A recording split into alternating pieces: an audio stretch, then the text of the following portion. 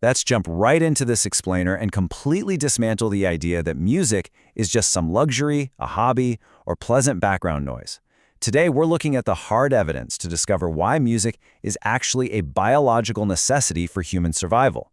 It's a fascinating shift in perspective, and honestly, it's going to forever change how you look at your favorite playlist.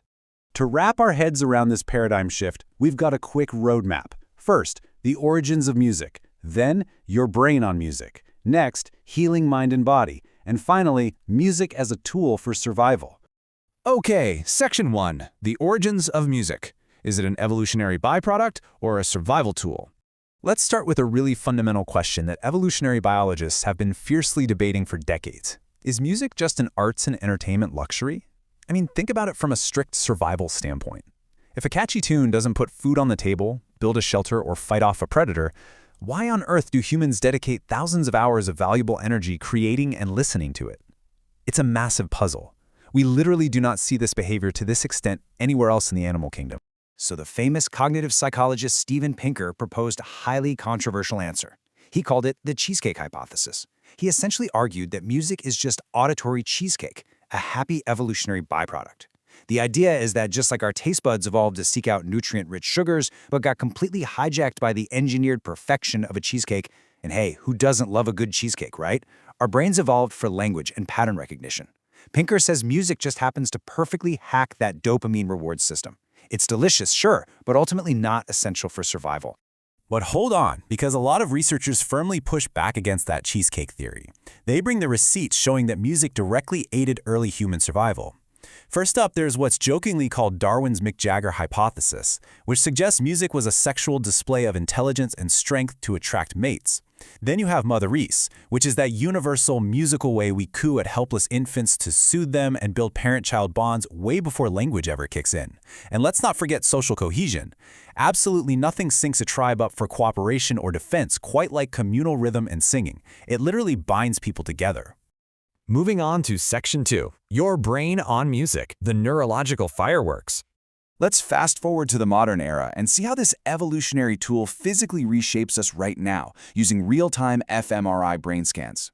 The contrast here between just listening to music and actively playing it is wild. When scientists have people listen to a song in an fMRI, they see literal fireworks in the brain. Multiple areas light up instantly to process the melody and rhythm. But when they have someone actually play an instrument, that little spark turns into a massive neurological jubilee. It becomes a full-body workout for your brain, engaging the visual, auditory, and motor cortices all at exactly the same time in incredibly complex, rapid sequences. In fact, neuroscientists have pinned down 7 specific ways that learning an instrument, like the piano, upgrades your brain, and it's totally distinct from sports or other arts. It significantly lowers depression and anxiety. It forces extreme multitasking, since your fingers have to work independently while you're reading sheet music. It actually boosts math, science, and English grades. It physically stimulates the cerebellum to refine your fine motor skills. It heightens oral awareness, making it easier to pick up languages. It even stimulates growth hormones to keep your energy up and prevent older age aches. Oh, and it fundamentally rewires the brain for discipline and delayed gratification. Talk about a super tool. And here's how that translates into actual physical changes in the brain structure. Playing music literally builds a stronger, thicker bridge across your brain. This bridge is called the corpus callosum. In musicians, this band of nerve fibers increases in both volume and activity. Basically, it lets the highly mathematical, precise left hemisphere and the creative, free-flowing right hemisphere communicate and solve problems together at lightning speed. Because of this superhighway of a brain, musicians develop a massive advantage called memory tagging. Instead of just filing a memory away with a single label, their brains tag memories with conceptual, emotional, audio, and contextual markers. It functions exactly like a highly optimized internet search engine. And honestly, this perfectly explains why a simple 3-note melody can instantly transport you back to a super vivid childhood memory from 20 years ago.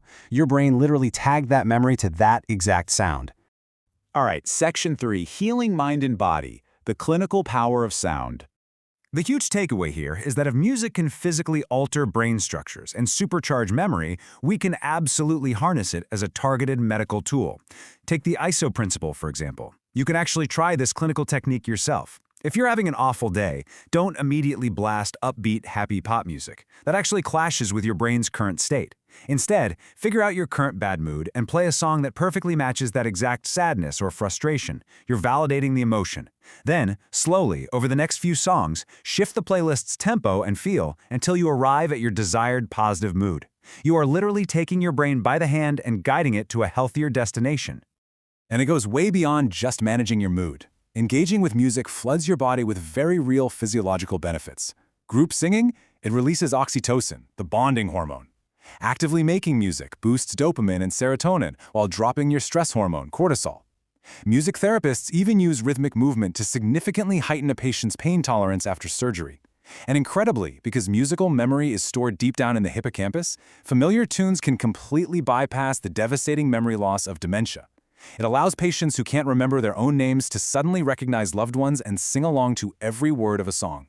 Now, using music to heal isn't some new age fad.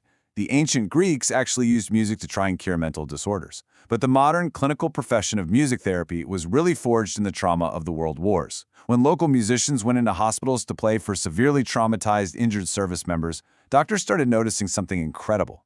The soldiers were recovering physically and emotionally at vastly accelerated rates. It was so undeniably effective that hospitals post-WW II just started officially hiring professional musicians as medical staff. Which brings us to our final section, a tool for survival, the soul's architecture. Let's step away from the fMRI machines and clinical studies for a second and look at what happens when human beings are pushed to their absolute limits. In 1940, the French composer Olivier Messiaen was captured and thrown into a Nazi prisoner of war camp. Freezing, starving, surrounded by unimaginable suffering. In a place completely stripped of money, commerce, recreation, and basic human dignity, what did he do?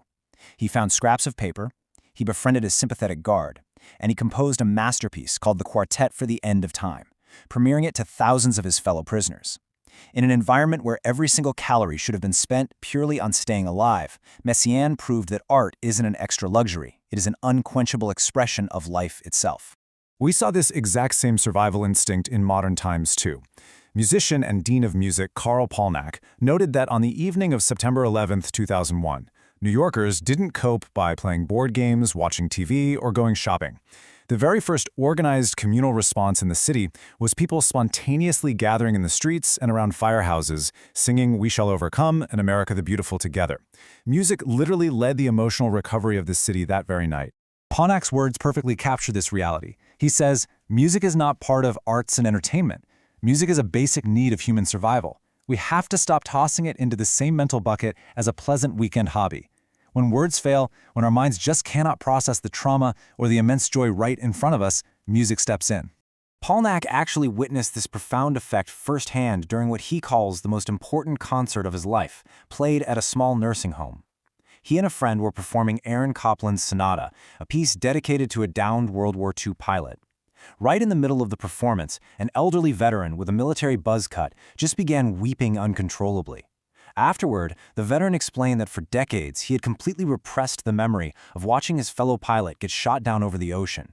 The music somehow slipped right past his conscious defenses. It acted as a deep, profound therapist, allowing him to finally connect with that memory and mourn a friend he lost so many years ago.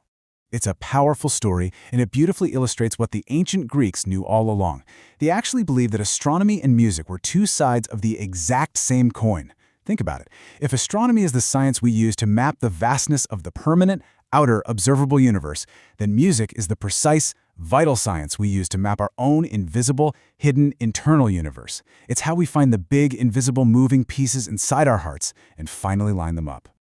So as you go about your day, I want you to look at your favorite playlist just a little bit differently. Don't see it as just a distraction. See it as a deeply human, biologically essential toolkit for your mind and body.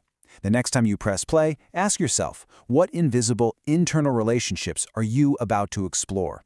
Thanks for joining me on this explainer. Keep discovering, and I'll catch you next time.